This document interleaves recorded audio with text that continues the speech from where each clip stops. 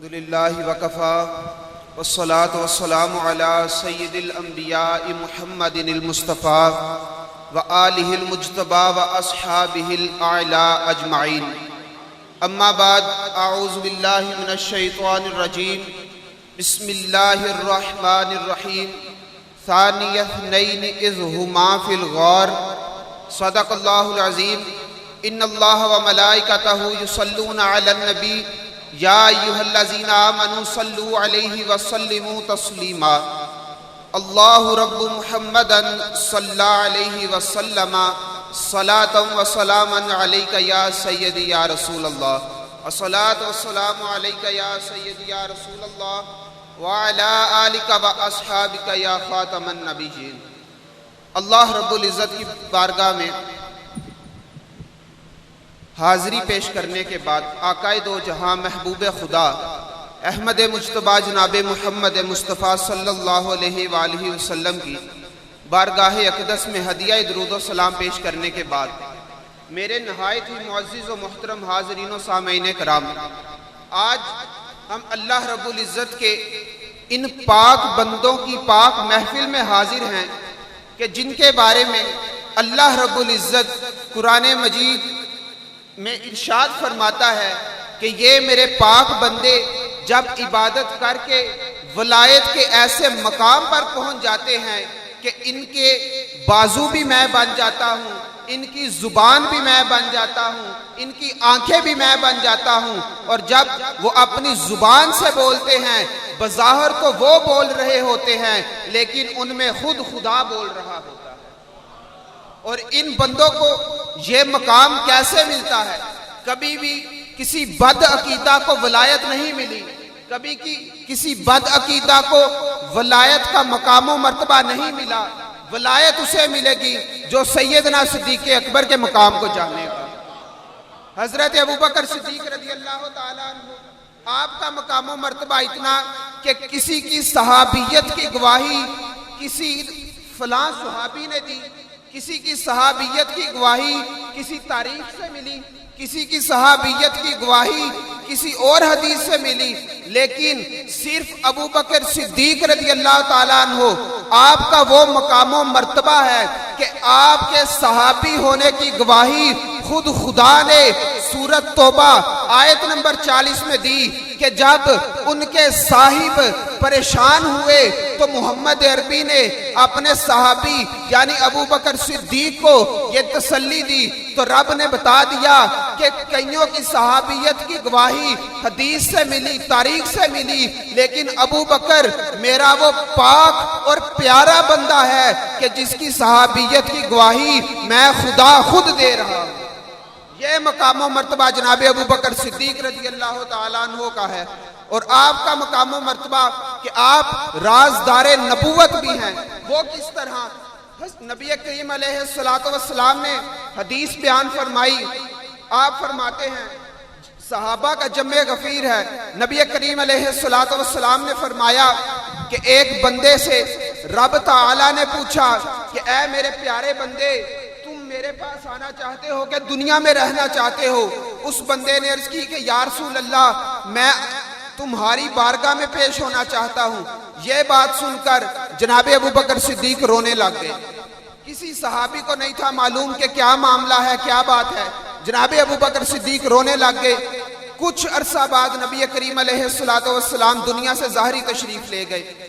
آپ کا وصال مبارک ہو گیا تو اس وقت لوگوں کو پتا چلا کہ نبی کریم علیہ السلام جس بندے کے بارے میں فرما رہے تھے کہ رب نے اس سے پوچھا ہے کہ میرے پاس آنا ہے کہ دنیا میں رہنا ہے، وہ بندہ خود جناب محمد مصطفیٰ تھے. اور اس بات کو اس وقت جناب صدیق اکبر کے علاوہ کوئی نہ سمجھ سکا، اس لیے ان کا مقام و مرتبہ یہ ہے کہ انہیں رازدار نبوت کہتے ہیں.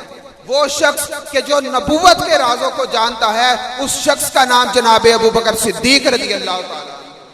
اور پھر شاعر یہاں کیا خوب فرماتا ہے کہ نہایت متقی و پارسا صدیق اکبر ہیں، تقی ہیں بلکہ شاہ اتقیاء صدیق اکبر ہیں. امام المسلمین ہیں آپ، خلیفۃ المسلمین ہیں آپ.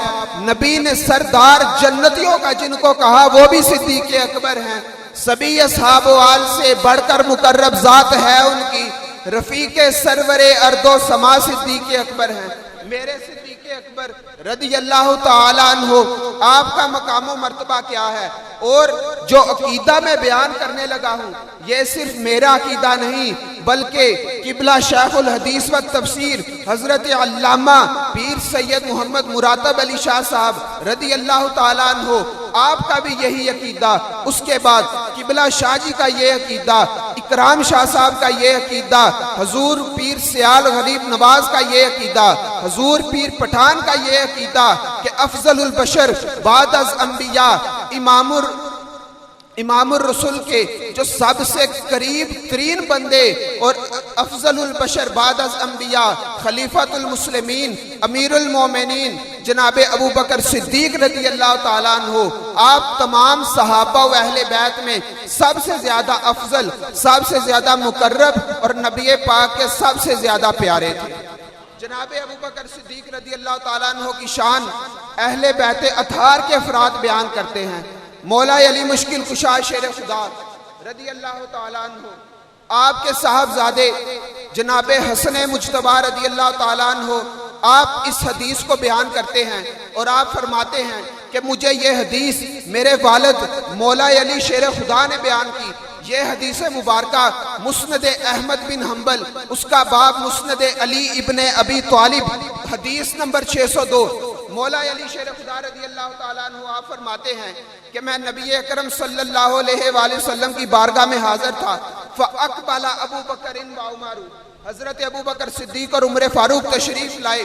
نبی کریم علیہ السلام نے فرمایا اے علی جانتے ہو یہ کون ہے؟ مولا علی نے عرض کی یا رسول اللہ آپ بہتر جانتے ہیں، آپ فرمائیں یہ کون ہیں؟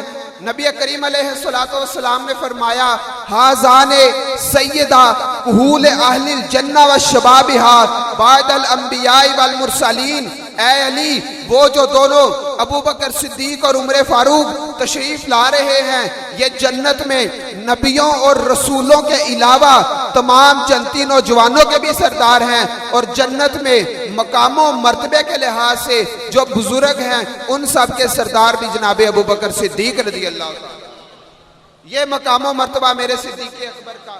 اور پھر اگر کوئی بندہ جناب ابو بکر صدیق رضی اللہ تعالیٰ عنہ آپ کو افضل البشر بعد از انبیاء نہ مانے، اس بندے کی کوئی نماز، کوئی عبادت، کوئی روزہ، کوئی حج، کوئی زکوٰۃ، کوئی کچھ چیز قبول نہ ہوگی، کیونکہ وہ نبی کریم علیہ السلام کے پاک اور برگزیدہ بندے ہیں۔ اگر ہم ان کا مقام و مرتبہ نہ کریں گے تو اللہ رب العزت کی بارگاہ میں ہمارا کوئی مقام نہ ہوگا، نبی کریم کی بارگاہ میں ہمارا کوئی مقام نہ ہوگا۔ اللہ رب العزت کی بارگاہ میں بس یہی دعا ہے کہ اللہ رب العزت ہم سب کے عقیدے کی حفاظت کرے اور ہمیں نبی کریم علیہ السلام کے تمام صحابہ و اہل بیت سے پکی اور سچی محبت کرنے کی توفیق عطا فرمائے۔ واخر دعوانا بارگاہ رسالت مآب میں ہدیہ نعت کے لیے ملتمس ہوں جناب محمد یاسر مدنی صاحب حضور کی بارگاہ میں گلہائے عقیدت کا پھول نشاور کرتے ہیں۔ لاجپال لاجپال لاجپال لاجپال لاجپال لاجپال